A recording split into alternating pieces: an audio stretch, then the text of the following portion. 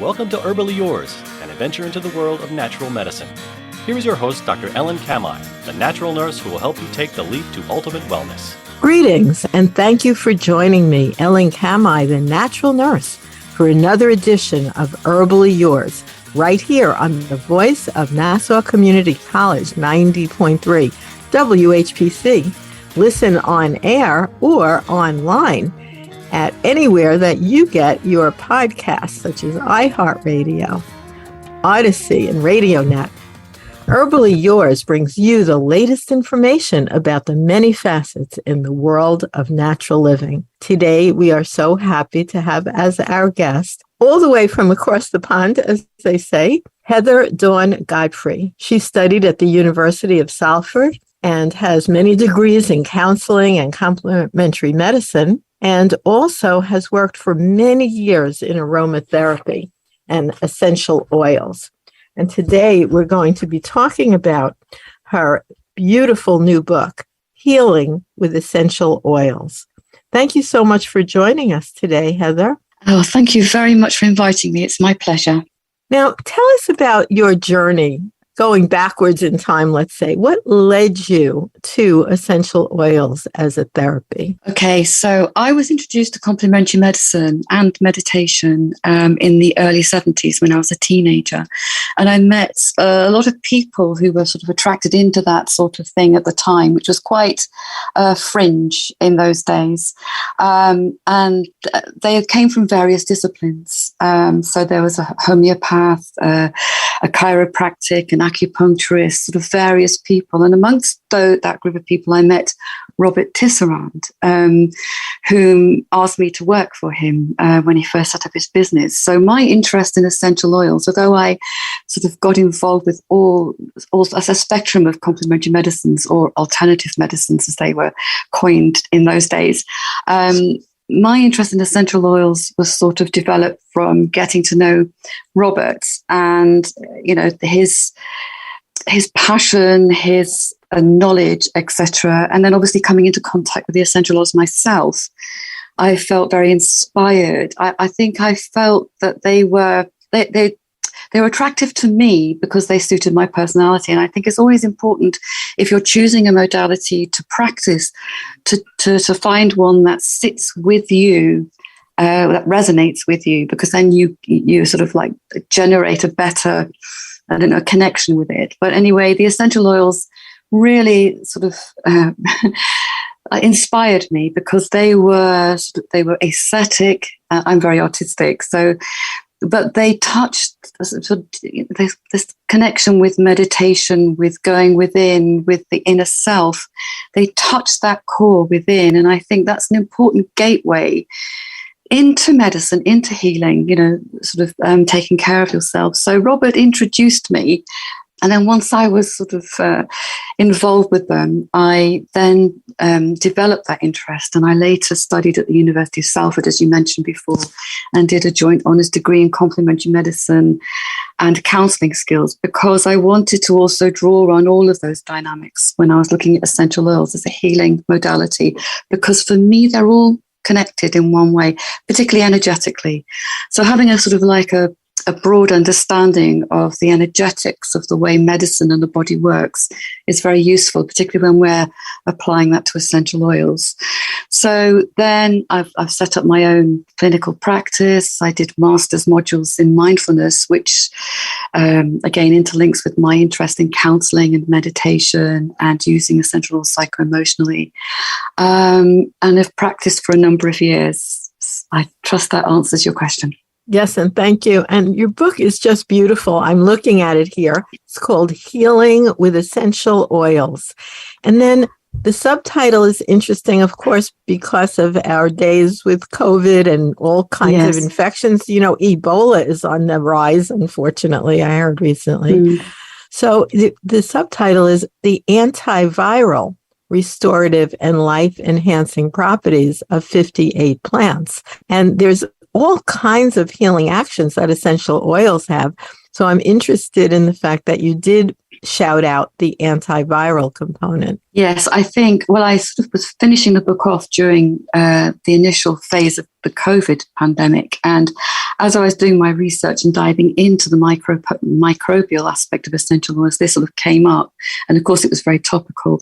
But I mean, they have many, many qualities, but their main qualities are that they are antimicrobial and antiviral. That's one of the roles they play within the plant.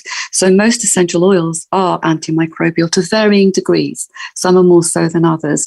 And their other aspect for us is also hedonistic, skin healing, working on the metabolism, working on the hormonal system.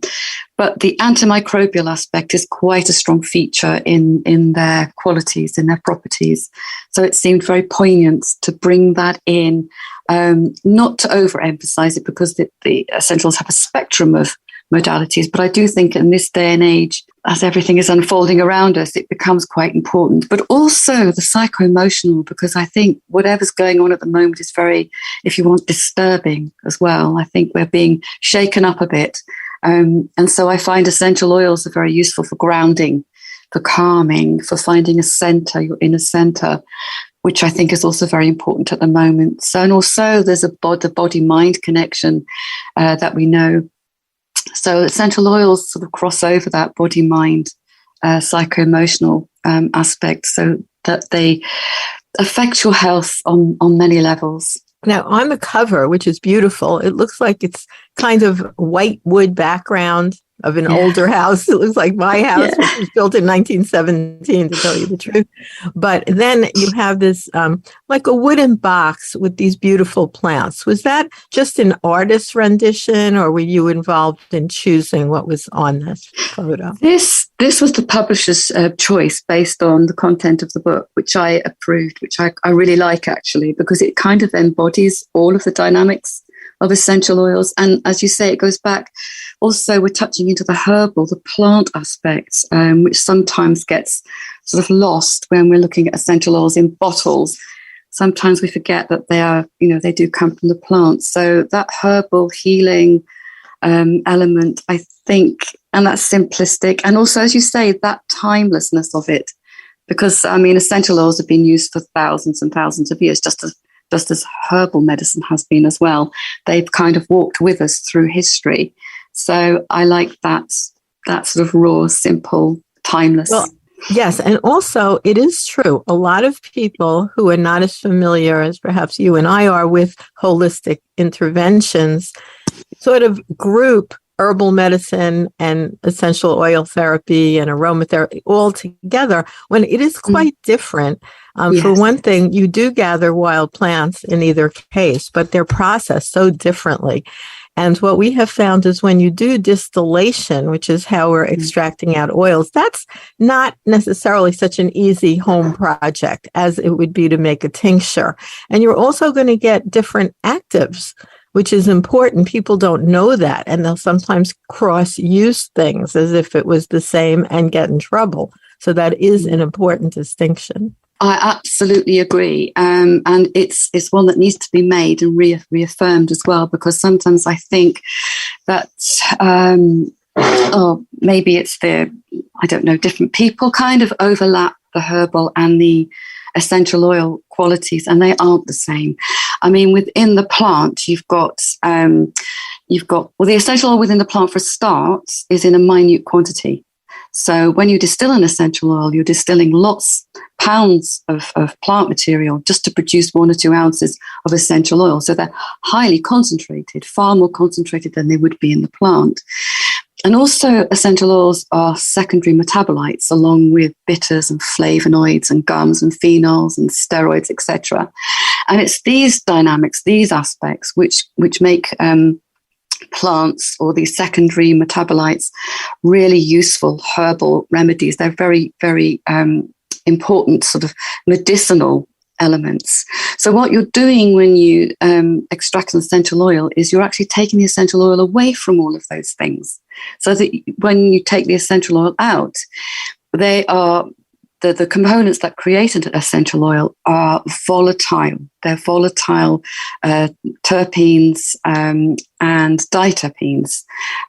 So the So diterpenes are the oxygenated components of the terpenes, but they act very differently than they would do collectively. The other thing is also that within the plant, there is a balance. So, for example, if you're taking a plant internally, you're taking all these, apart from the fact you're taking the essential oil in a minute quantity, you're taking it in combination with these other aspects, such as flavonoids, which will counterbalance the irritant effect of the raw essential oil, but also add dynamic that's quite complex, that you can't always separate out, to the healing process when you take something internally. So as you can guess, I don't particularly advocate internal ingestion of essential oils, because I think it's a very different thing. That is an important statement, and I actually want to bring that up again for all you listeners. Now, this is somebody who obviously is well versed for many decades on the use of essential oils. And I'd like to reintroduce you to our guest today, Heather Dawn Godfrey, and she is the author of Healing with Essential Oils. So she is really a very focused and learned person in this field. And we're going to be talking about all the fantastic ways you can use essential oils, but neither she nor I advocate the use of essential oils internally. And I'm very sorry to say that many of the newer companies, like multi-level marketing companies and things, they have people taking tons of those oils all day long. And then people get an irritated esophagus and digestive systems and, welts on their skin. It's just not the way it should be used. The other thing with taking them internally as well is that just because we think they're natural, we think they're going to be harmless, but they can interfere with your digestive enzymes. They can obviously irritate the digestive organs, but also they do have an impact because they're antimicrobial, so they're antibacterial, antiviral. They do have an impact on the gut and the microbiome. So while they are natural and may be taken in or used in small amounts, the microbiome would recover. It's still a risk that you take, that you're going to disrupt your microbiome with essential oils as well. So that's another aspect. The preferred first use. Like you're saying, there might be times when they're used internally. Yes. I myself have used things like tea tree oil with a severe infection internally for some people. Then again, tea tree oil can kill a cat. So you just have to know what you're doing. But using it more, we'll switch our verbiage to talk about aromatherapy, because that's probably the best place to start if you're new with essential oils. Yes, I think so. Aromatherapy will look at a skin application, so either through massage or using ointments or creams or whatever to affect the skin, but also to penetrate through the skin, or through inhalation. And inhalation is you're kind of almost, inhalation involves absorbing the molecules of essential oil in quite small amounts, because you can't breathe in large amounts because it would irritate the mucous membrane of the throat and the mouth and what have you. Yes, so inhalation is quite an important route in, because it actually has a method of entering into the system. So the essential oil molecules are breathed in through the nose, and so they can go into the brain, into the limbic system via the olfactory system. Let's not speed fast through that, because those are important things. You and I know what these are. So you're talking about the fact that the scent itself is actually a physical trigger, because it fits into receptors, and you threw out the word limbic system. What is that? Well, that's an area in the brain that houses the hypothalamus, the amygdala, and so the emotional part of the brain. It's the old part of the brain.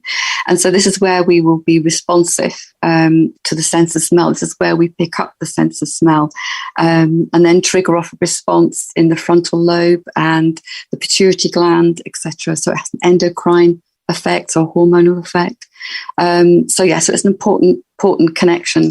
And I think people can relate to that. I know when I speak about, the importance of aromatherapy, people can know it triggers not only emotions, but memories in the brain. A very common one here in the US, and I think it's the same in the UK. It's a Western perception of smelling apple pie and cinnamon and getting warm, fuzzy feelings because many of our grandmothers would bake, on holidays. And so that scent, when someone smells that, is pretty universal of it being a calming and also memory jogging effect. Yeah, this is one of their strengths. And I also think the limbic system, as being part of the old brain, is we do have old memories stored there, and essential oils can trigger off memories and enhance memory as well.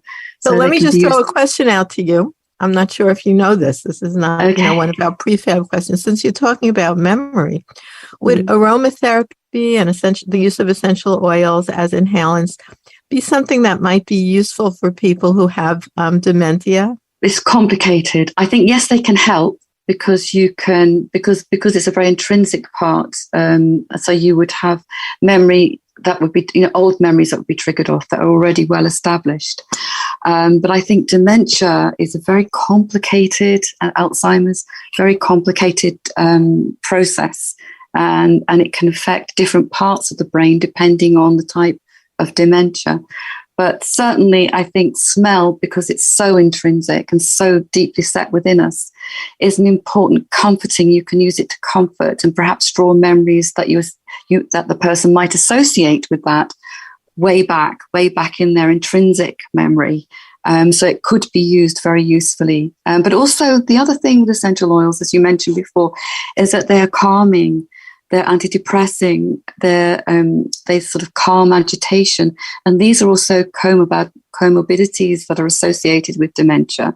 So they could be used in a multiple way. Yeah, that goes to where you're bringing together your two levels of expertise, where you're very interested in the psychological aspects of wellness.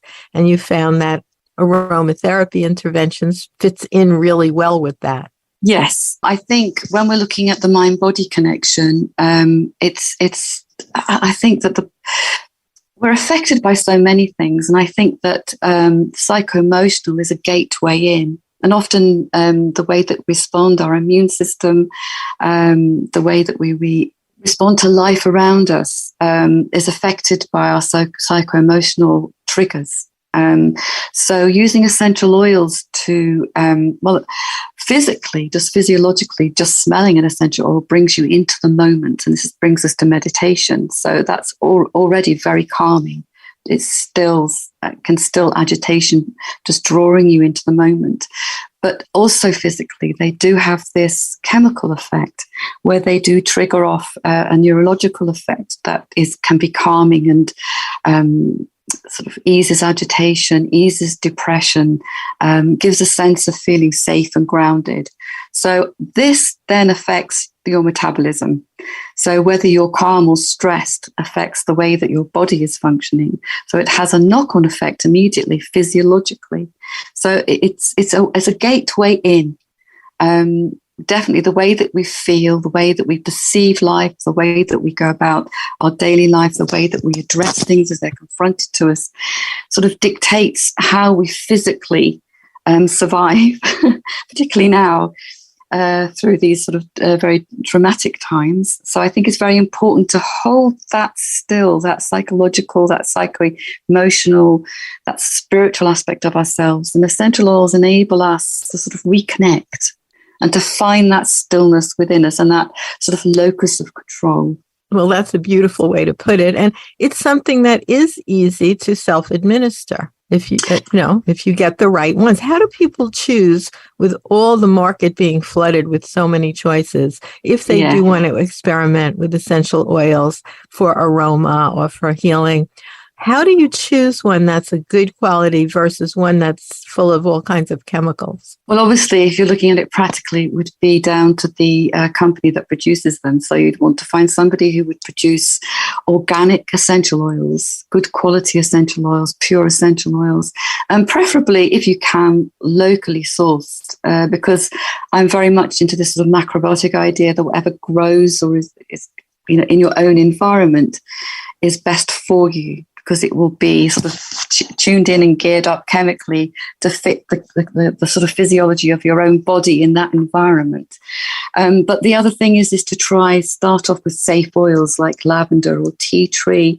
I do list safe oils in my books so that you can sort of select them. But also then it's down to what you like and don't like, although it's a very simplistic way of gauging. Usually what you like is what's good for you at that time. But then it's always important to go to a reference book and just check that oil out, because you need to know the background of the oil, because not all oils are safe to use in certain contexts. So it's best to check them out and to sort of really hone them in to know which ones are going to be good for you in any particular given instance. Right. And so how does one go about choosing that? Well, I'm going to say the books. Exactly. Yeah. So my book has 58 profiles. There are lots of other books too. Yeah. So, find a good reference book. So, you can look through. I've got charts and things, but it depends on what you want to use them for. So if you're looking for skin, you want to use them for skin cream, then there are certain oils that work well, such as rose, ylang ylang, chamomile. There's good sort of skin oils, but you can flick through the profiles and select. Like I said before at the beginning, most essential oils are useful for skincare and psycho-emotionally and antimicrobially. So you will select an oil that, when you look at its profile, fits the condition that you want to treat. And also the other thing with treating conditions, we're going sort of into a biomedical dynamic there, where we're separating out a condition with a medicine. Whereas when we're looking at complementary medicine or holistic medicine, it's very much about the whole body, the mind, body, spirit. So, for example, if you have eczema, it might be because you're stressed or anxious. So you would look at the essential oil that would complement that holistic aspect of whatever's going on for you. That's the best way to use them. So let's talk about if someone was going to try, they heard your show today, they're interested, and they, have to choose a good company, as you said, and how to do that is different ways. But if you go into a health food store, there's some usually that are very good, seeing if they're organic. There are whole brands that do list organic on the label. They also often have on the label non-GMO project verified. At least here in the U.S. we have that. That's another good choice. So in terms of then, there's going to be a whole range of them there. Why don't you talk about 3 essential oils that would be good for starters and how one would use them? Okay, so I always say if you want a first aid kit or oils to do everything, then tea tree, lavender and rose, or rose geranium, because they cover a spectrum of things from skincare to psycho-emotional to antimicrobial. So wait, say one of them again, and let's just talk about lavender, for example. Okay, lavender. That's a very common one. Mm-hmm. So lavender is a wonderful all-round oil. It's extremely good for skin. If you have the other thing with lavender as well is to remember, if you use a lot of it, it's stimulating. If you use it in small amounts, it's sedating and calming. So it's good for particularly good for skin. Skin healing, such as burns, cuts. It's a good first aid oil to have, so to keep around. It's also very good for clearing the airways, just generally calming agitation. There's